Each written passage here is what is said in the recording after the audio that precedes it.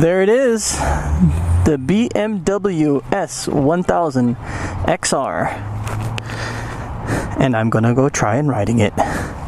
Oh yeah. So the kickstand is really short. Make it easier for a short person like me to get on.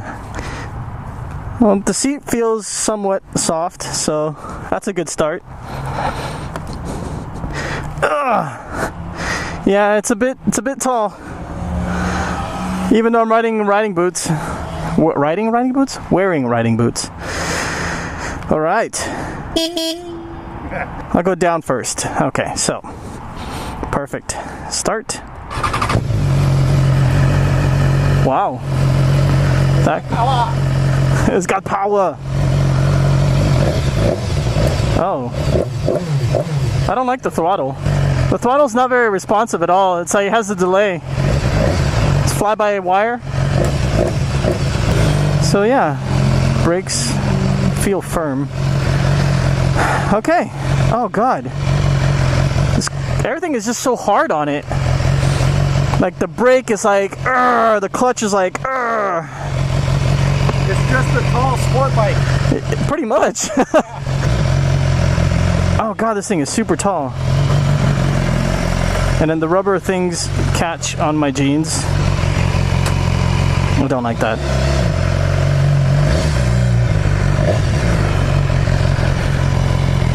Alright, so which way are we going?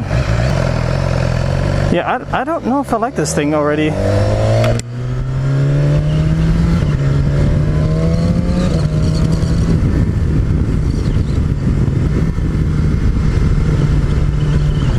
Okay, so my first impression of the bike is the throttle is not very responsive. I mean, but it's fast. This is freaking fast! Brakes are super grabby. Oh my goodness. So it is kind of cool that you could do the shift assist. It's got up and down shift assist. So you don't even need to use the clutch at all, just when starting. So the clutch lets out a very late, but when you upshift, it's like, that's it. You don't even need this. And downshift off the throttle. There's a little backfire as soon as you do that. But pretty much, yeah, it's just a tall sports bike.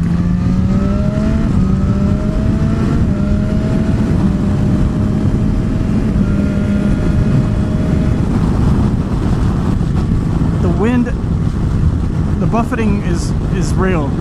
The buffeting amount of this thing is just ridiculous. There's a lot of buffeting, and then you gotta do that, and it really didn't do much. I didn't do much at all. Cruise control, cool. It has cruise control. Yeah, it's cruise control is a good feature always on a BMW bike. Steady 62 miles an hour. This is fantastic. Oh, red light. A little backfire each time you downshift. That's kind of cool. Okay, so the clutch reach is a bit much. I mean, look, this is so much play, and it just engages now. The throttle feels like it's just not very responsive at all. I don't know if there's any way to adjust that, but oh god, they're so windy. Yeah, the throttle is really, really weird. The wind protection on this thing is quite terrible. I mean, there's more buffeting on this bike than there is on my Brutale. The GS definitely gets a thumbs up for wind deflection.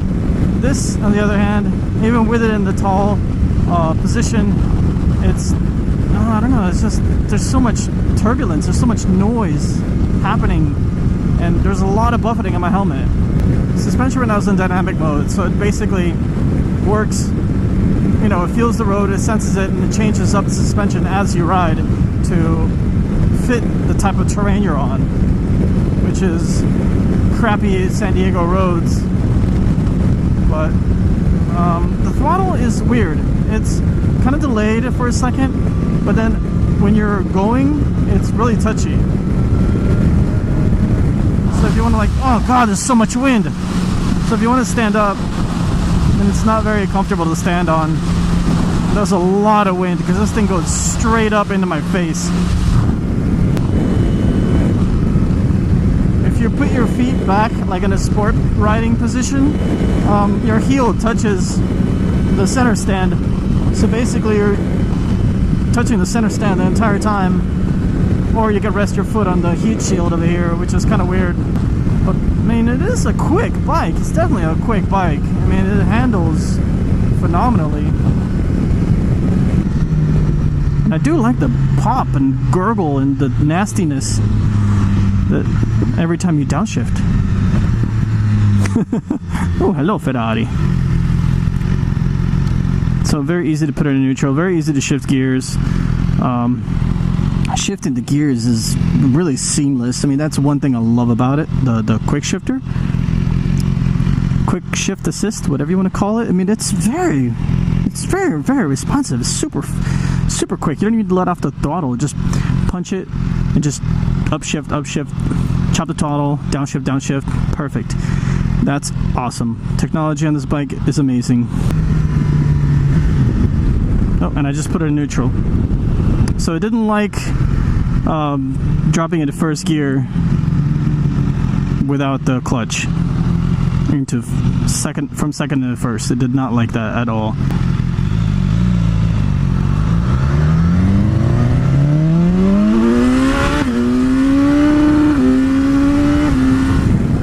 So red line's at 9,000 RPMs. I don't know if that's just because it's a brand new bike or what is, if the red line's at 9, what is all this other crap here? Why did they make this 10, 11, 12, 13 and a half when it just has got a red line?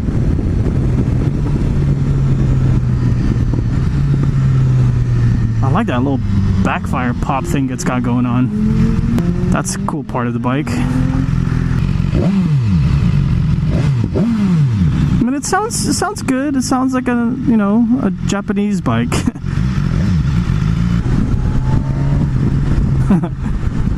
You go on about 4,000 RPMs and you chop it. Bop, bop, bop, bop.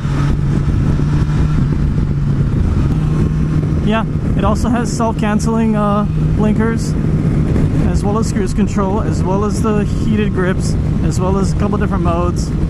So just to disengage cruise control, you just pull in the clutch or, you know, apply brake. I don't know if I like this bike very much. I mean, it doesn't feel as quality as the GS. It feels more like a really tall sports bike, more like a Japanese sports bike. I have to, you know, there's no low seat option or lower seat setting for this bike. It's just, you need to hang your butt cheek off. So that's kind of annoying. Also, just regular halogen headlights. Halogen headlights, and doesn't have the LED. I mean, granted, it is, you know, a few $1,000s less than a GS, but it also, you get what you pay for. I mean, this thing doesn't really go off-road too much.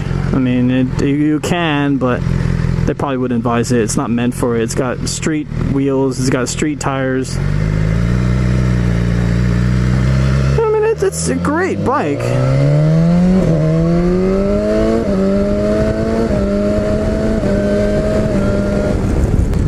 Might as well put this down because it's useless. Oh, I can't even put it down. That screen is useless. People are probably looking at me weird, like, why am I standing on a motorcycle? Well, because I can see over everybody, and because I can. I can pretend I'm Superman. I'm flying.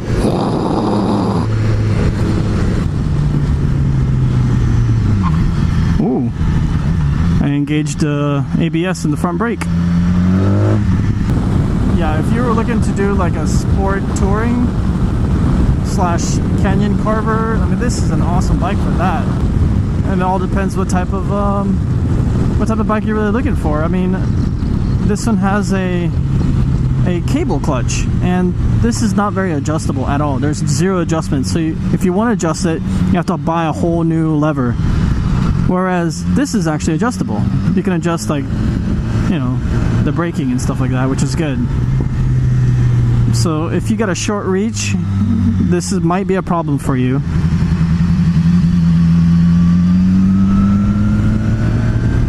That was a cop. He said hi. So yeah, that might be a little problem for you. Another thing is, it's a 4-cylinder, inline 4, so this one has more of a high-pitched whine, and I mean, it definitely has some punch to it. Yeah, I mean, overall, it has a chain drive instead of a shaft, so I don't know if you're really interested into that. So if you're gonna go off-roading, chain is probably not gonna be as good. You have to clean it all the time, and it's gonna get dirty, and you got crap all over it. But yeah, maneuverability is pretty good. I mean, I'm not even complaining.